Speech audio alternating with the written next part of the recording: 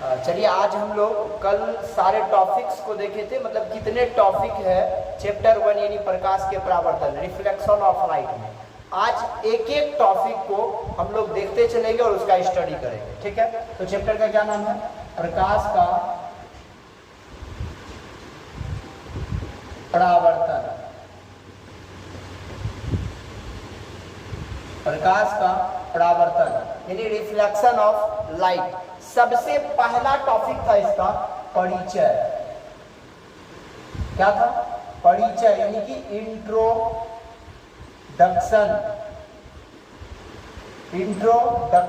तो हम कल आपको बताए थे यदि हम लोग किसी से भी मिलते हैं तो उसका परिचय देते, बाबू आपका क्या नाम है, कहां से है। तो यही चैप्टर यानी प्रकाश के परावर्तन में पहला टॉपिक परिचय है, जिसके बारे में हम लोग जानेंगे। तो चैप्टर का क्या नाम है? प्रकाश का परावर्तन। तो इसका परिचय हम लोग अभी पढ़ेंगे। तो परिचय क्या है? इस अध्याय में हम लोग प्रकाश और प्रकाश के गुण तथा उसके परावर्तन और परावर्तन के नियम के बारे में अध्ययन करेंगे। थोड़ा हम इसको लिख देते हैं, आप समझ गए होंगे, फिर से समझिए।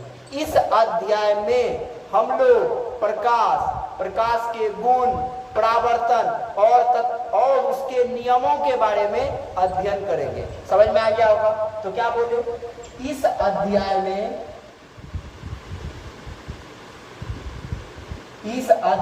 में हम लोग प्रकाश के गुण, परावर्तन, उसके नियम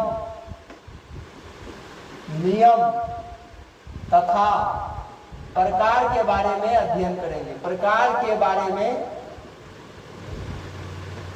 अध्ययन करेंगे। शायद आपको परिचय समझ में आ गया होगा। इस अध्याय में हम लोग केवल और केवल प्रकाश से रिलेटेड घटनाओं के बारे में अध्ययन करेंगे, जिसमें परावर्तन को पढ़ना है, प्रकाश के गुण को पढ़ना है और परावर्तन का क्या प्रकार है, क्या गुण है, उसके बारे में अध्ययन करना है। समझ में आ गया कि नहीं गया? उसी के बीच दर्पण सब आएंगे, वो सारे चीज को हम लोग देख लेंगे। तो हम लोग का ये चीज समाप्त हो गया। क्या? परिचय। दूसरा टॉपिक होगा हम लोग का, ये टॉपिक नंबर 1 था। अब हम लोग चलेंगे टॉपिक नंबर 2 पे, जिसका नाम है प्रकाश यानी कि लाइट। देखिए प्रकाश क्या है? आप देख रहे होंगे, आपके नजर में डेली प्रकाश होता होगा। जैसे आप टॉर्च लाइट को जलाते होंगे, सुबह होता है, प्रकाश हो जाता है। तो प्रकाश क्या है? मन में यही आ रहा और क्वेश्चन भी आपसे यही पूछा जाएगा, आखिर लाइट है क्या? What is light? प्रकाश है क्या? तो आप याद कर दीजिए, प्रकाश वह माध्यम, क्या कौन है? प्रकाश वह माध्यम है। फिर से सुनिए, प्रकाश वह माध्यम है जिसकी उपस्थिति में हम किसी भी वस्तु को देख पाते हैं। आज आप बताइए, ये मार्कर मेरे हाथ में है, तो आप किस प्रकार इसको देखते हैं? यहाँ लाइट जल रहा है इसलिए आप देख रहे हैं। अभी काश हम अंधेरा कर दें, आपको यह मार्कर नहीं दिखेगा। मार्कर का तो बात दूर, यदि लाइट को अंधेरा कर दें तो अभी हम आपको नहीं दिखेंगे, है ना। तो प्रकाश की उपस्थिति में हम किसी भी वस्तु को देख पाते हैं। समझ में आ गया कि नहीं? प्रकाश वह माध्यम है, समझ लीजिए बढ़िया से, प्रकाश वह माध्यम है जिसकी उपस्थिति में हम किसी भी वस्तु को देख पाते हैं। आज यदि प्रकाश नहीं होगा तो हम किसी भी वस्तु को नहीं देख पाएंगे। तो आपको डिफिनेशन कैसे लिखिएगा, हम फिर से बोल जाते, समझ गए होंगे आप। समझिए, प्रकाश वह माध्यम है जिसकी उपस्थिति में हम किसी भी वस्तु को देख पाते हैं। आज प्रकाश खत्म। आपको एक एग्जांपल देते हैं। हनुमान जी को देखे हैं ना, सुने होंगे उसका नाम, फोटो देखे होंगे, मंगलवार का उसी का दिन होता है। एक बार वो जब छोटे थे तो जैसे सूरज उगता सुबह सुबह तो लाल कलर का रहता, आप देखे होंगे। तो अपना मम्मी से पूछता है, मम्मी बताओ क्या है? तो मम्मी से गुस्सा नहीं रहती है, ये तो तो उसका मम्मी कह दिया वो फल है, तो जैसे कहा फल है, हनुमान जी उसको एकदम निगल गए। निगलना देरी, जैसे निकला पूरा दुनिया हाहाकार अंधकार में। अब कुछ दिन में रात हो गया। अब बताओ बाबू, जीना संभव है? संभव नहीं है। इसलिए प्रकाश का आवश्यक, प्रकाश का होना बहुत ज्यादा आवश्यक है, बहुत ज्यादा जरूरी है। तो प्रकाश क्या है समझ गए? प्रकाश वह माध्यम है जिसकी उपस्थिति में हम किसी वस्तु को देख पाते हैं। शायद आपको अच्छा से याद हो गया होगा। चलिए तीसरा टॉपिक है हम लोग का प्रकाश के गुण। प्रकाश के गुण यानी प्रॉपर्टीज ऑफ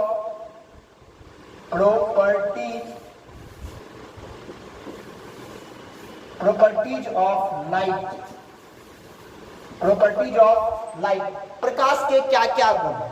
तो सबसे पहले हर व्यक्ति में गुण होता है। जब प्रकाश है तो उसमें गुण होगा। हम है तो हमें गुण होगा। ऐसा थोड़ी होगा खाली अब गुण होगा, या ऐसा थोड़ी है खाली गुण होगा, अब गुण भी होगा, गुण भी होगा। और कहा जाता है, एक बार एक लोग आए थे और हमसे कह रहे थे, सर जानते हैं भारत से हम गरीबी समाप्त कर देंगे। हम उसको एक ही बात के जानते हैं महाराज, आप गरीबी समाप्त करने के चक्कर में आप समाप्त हो जाइएगा, लेकिन गरीबी को समाप्त नहीं कर पाइएगा। ना कोई गरीबी को मिटा पाएगा, ना कोई अमीरी को मिटा पाएगा, क्योंकि गरीबी अमीरी एक दूसरे का पूरक। तो ना किसी के गुण, हर व्यक्ति में गुण पाया जाएगा, हर व्यक्ति में अवगुण पाया जाएगा। कोई भी व्यक्ति में एक ही चीज नहीं पाया जा सकता, वह चीज पाया जाएगा मुर्दा में, केवल गुण। उसको उठाइएगा तो उठेगा, वरना नहीं उठेगा। ले जाइएगा तो दूसरे जगह जाएगा, वरना नहीं जाएगा। यही चीज याद रखिएगा। तो कोई भी चीज में गुण और अवगुण होगा, तो इसके हम लोग गुण को, और हमेशा दूसरे से कुछ भी लेना तो उसके गुण को लीजिए। अब गुण को देख के क्या कीजिए? हर व्यक्ति में हमको पता है जो बुराई है, तो कहना भी जायज नहीं, रहने दीजिए, क्या कीजिएगा? तो हम आपको उससे अच्छा गुण को देना। समझ में आ गया? तो हम लोग प्रकाश के भी अच्छे गुण को जान लेते हैं। प्रकाश का क्या गुण है? तो किसी भी चीज का मतलब निम्नलिखित उसमें गुण होते हैं, सब में मैनेज कैरेक्टर पाए जाते हैं। ठीक, तो प्रकाश के भी अलग अलग गुण है या निम्नलिखित गुण है। समझ में आ गया? पहला स्टेप कैसे लिखेंगे एक बता देते हैं आपको। प्रकाश के निम्नलिखित गुण है। निम्नलिखित गुण है। प्रकाश के कौन सा गुण है? निम्नलिखित गुण है। ठीक, अब चलिए, तो सबसे पहला उसका कुछ गुण होगा, कोई खासियत वाला बात होगा। तो पहला बात याद रखिएगा आप लोग, प्रकाश जब भी गमन करे, प्रकाश जब भी गमन करेगा स्ट्रेट लाइन यानी सीधी रेखा में गमन करेगा। शायद आपको याद हो जाए, प्रकाश हमेशा सीधी रेखा में गमन करती है। याद हो गया कि नहीं? तो अब चलते हैं सबसे दूसरा बात। पहला बात याद हो गया, प्रकाश सीधी रेखा में गमन करती है। दूसरा बात, प्रकाश का चाल यानी चाल स्पीड होता है ना, तो भिन्न भिन्न माध्यम यानी अलग अलग माध्यम में जो जाएगा, ठीक, अलग अलग माध्यम में अलग अलग होता है। प्रकाश का चाल भिन्न भिन्न माध्यम में भिन्न भिन्न होता है। याद नहीं हो गया? पहला क्या था? प्रकाश सीधी रेखा में गमन करती है। प्रकाश का वेग भिन्न भिन्न माध्यम में भिन्न भिन्न होता है, यानी अलग अलग माध्यम में अलग अलग होता है। तो पहला क्या था? सीधी रेखा में गमन करती है। कैसी रेखा में? सीधी रेखा में। दूसरा क्या बोले? भिन्न भिन्न माध्यम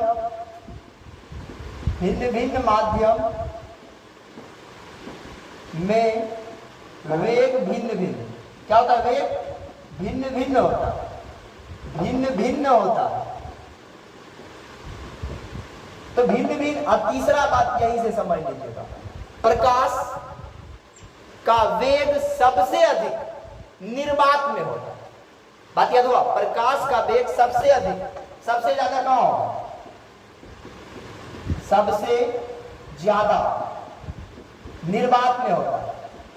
कहां होगा बाबू?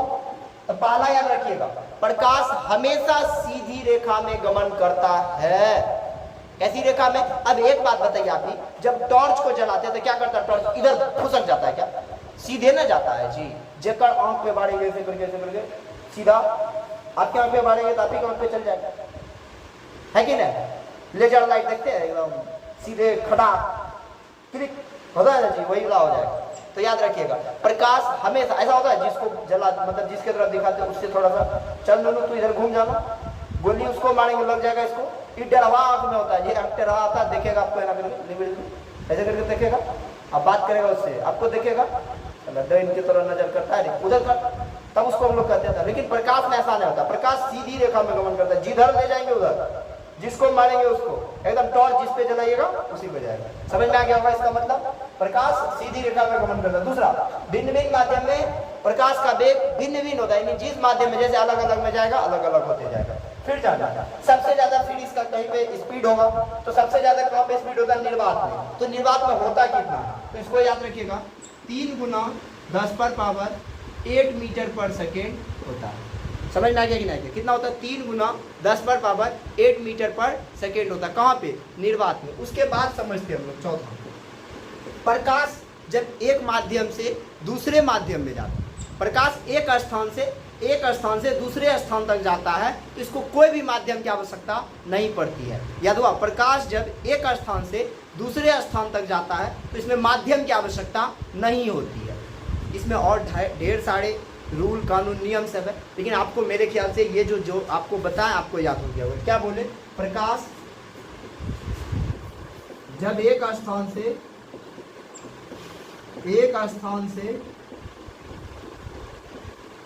दूसरे स्थान तक जाता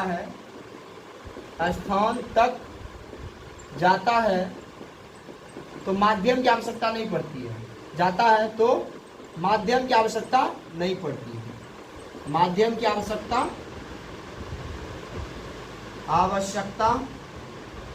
नहीं पड़ती है। आदि ढेर सारे गुण हैं, बस हमको ये 3 4 5 जो आपको बता दिए ये आपको याद रखना है। एक बार हम पांचों को फिर से कर रहे हैं, आप समझिएगा। पहला गुण है प्रकाश सीधी रेखा में गमन करती है। दूसरा है भिन्न भिन्न माध्यम में प्रकाश का वेग भिन्न भिन्न होता है, यानी अलग अलग माध्यम में प्रकाश का वेग अलग अलग होगा। सबसे ज़्यादा निर्वात में होगा। सबसे ज़्यादा कहाँ पे होगा, तो निर्वात में होगा। कितना होगा, 3 × 10⁻8 मीटर पर सेकेंड होगा। प्रकाश जब एक स्थान से दूसरे स्थान तक जाता है उसमें कोई भी माध्यम की आवश्यकता नहीं होती है। आप इस बात को जान लीजिए। शायद मेरे ख्याल से ये सारे गुण को, यानी कि उसके जो अच्छाई बात है, इसको आप लोग जान लिए होंगे। तो इसके बाद हम लोग टॉपिक पे जाएंगे। याद हो गया होगा शायद आपको, पांचों चारों जो भी आपको बता दिए वो सारा याद हो गया होगा। तो चलिए नेक्स्ट टॉपिक हम लोग का क्या है, चलिए अब हम लोग नेक्स्ट टॉपिक, यानी कि कितना टॉपिक हो गया था हम लोग का, परिचय प्रकाश, प्रकाश के कुछ गुण, ये सारा देख लिए थे। अब हम लोग देखेंगे प्रकाश के स्रोत, यानी प्रकाश स्रोत, सोर्स ऑफ लाइट। क्या है प्रकाश के स्रोत? अब समझिएगा, प्रकाश आता कहाँ से? कोई भी चीज आया है ना धरती पे, जी आप आए हैं ना, तो आपको भी कोई लाया होगा ना, आप सोर्स से आए होंगे। मान लेते हैं अभी हम पटना जाएंगे तो कोई ना कोई माध्यम से गए होंगे, या कोई हमको भेजा होगा या कोई कार्य होगा, तो वही तो हो गया सोर्स। अब समझिए, सोर्स ऑफ लाइट यानी प्रकाश के स्रोत। तो प्रकाश के मुख्य रूप से 2 ही स्रोत है, एक मानवीय स्रोत, और एक मानवीय स्रोत को ही कृत्रिम स्रोत कहते हैं, और एक प्राकृतिक स्रोत। जैसे आपको सूर्य का प्रकाश मिल रहा है तो वो मानव के द्वारा नहीं ना मिल रहा है, तो जो गॉड के द्वारा, यानी सूर्य चांद ये सब के द्वारा जो भी प्रकाश मिलेगा उसको हम लोग प्रकाशीय स्रोत कहेंगे। क्या कहेंगे उसको, प्राकृतिक स्रोत कहेंगे। समझ में आ गया होगा। और कृत्रिम स्रोत क्या होगा, या मानव निर्मित स्रोत क्या होगा, ऐसा प्रकाश जो हमें मानव के द्वारा बनाए गए वस्तुओं से प्राप्त होता है उसको मानवीय स्रोत या कृत्रिम स्रोत कहेंगे। याद हो गया होगा। फिर से समझिए, प्रकाशीय स्रोत कितने प्रकार के, 2 प्रकार के। कितना प्रकार का, मुख्य रूप से 2 प्रकार के। कौन सा, एक मानवीय या कृत्रिम, दूसरा क्या बोले, प्राकृतिक। क्या बोले, प्राकृतिक स्रोत। इसी को क्या कहा जाता है, आर्टिफिशियल। इसको क्या कहा जाता है, नेचुरल। एक को आर्टिफिशियल, दूसरे को नेचुरल। एक को आर्टिफिशियल, दूसरे को, यानी जो कृत्रिम होगा, जो इंसान के द्वारा बनाया होगा उसको आर्टिफिशियल कहते हैं, जो गॉड के द्वारा बनाया होगा उसको नेचुरल कहते हैं। अब आप बताइए, यदि दिन में सूरज उगता है तो इसका जो प्रकाश है यह कौन सा हो, मानवीय या प्राकृतिक?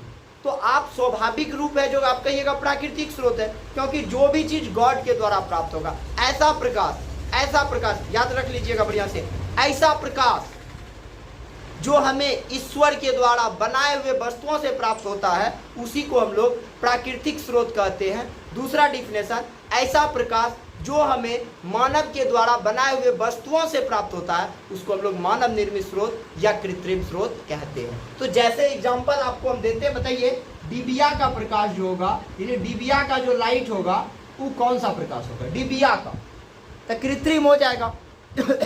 आज डिबिया बनाए तो प्रकाश है, नहीं बनाते तो। अच्छा आप बताइए, आप एक एलईडी बल्ब जलाते होंगे, एलईडी बल्ब कौन सा होगा? एलईडी बल्ब का प्रकाश कौन सा होगा?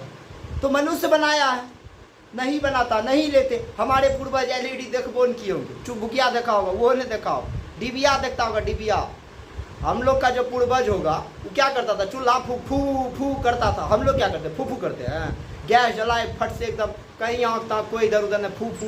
इसलिए हम लोग का फेफड़ा खराब, उन लोग का फेफड़ा मजबूत रहता। उन लोग का कलेजा इतना मजबूत होता था, मार देता यदि दीवार में तो हमको लगता है ईटा भसी आ जाता। आज हम लोग यदि दीवार में एक बार टकरा जाएंगे तो कल दांती लग जाए, याद रखिएगा। तो इसलिए उस समय जो फू फू मारता था, घोड़ा जब तापता था तो फू फू, हम लोग यदि 2 बार फू फू करेंगे, आपने बस आपने, ये डायलॉग में हम लोग आ जाएंगे, समझिएगा।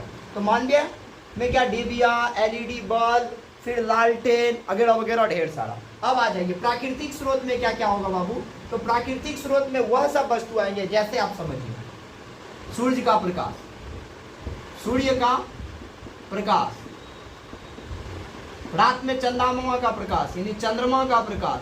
तो ये सब क्या हो जाएंगे? प्राकृतिक में आ जाएंगे। तो शायद मेरे ख्याल से ये सारे टॉपिक्स आपके दिमाग में बैठ गया होगा।